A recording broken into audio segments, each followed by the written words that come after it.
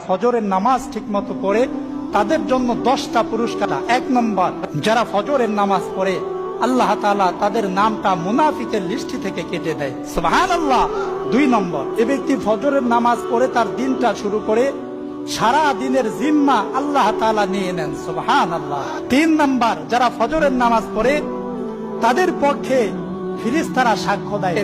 4 নম্বর, যে ব্যক্তি এশারের নামাজ পড়ে ঘুমায় আবার ফজরের নামাজ পড়ে, হাদিস শরীফের মধ্যে এসেছে আল্লাহর পয়গম্বর সাল্লাল্লাহু আলাইহি ওয়াসাল্লাম বলেন, এই ব্যক্তি এশারের নামাজ পড়ে ঘুমায় আবার উঠে ফজরের নামাজ পড়ে, আল্লাহ তাআলা ওই ব্যক্তির আমলনামায় সারা রাত দাঁড়ায়া দাঁড়ায়া নফল নামাজ পড়ার সওয়াব দান করে দেন।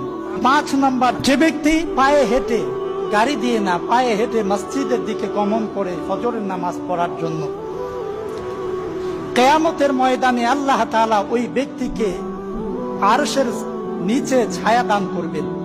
এমনকি ওই ব্যক্তিকে আল্লাহ তাআলা এমন এক জেতি দান করবেন, এমন এক পাওয়ার দান করবেন, যে পাওয়ারের বদৌলতে ফুলসিরাতের সেই পুল সে মুহূর্তের মধ্যেই পার হয়ে জান্নাতের মধ্যে ঢুকে যাবে, সুবহানাল্লাহ।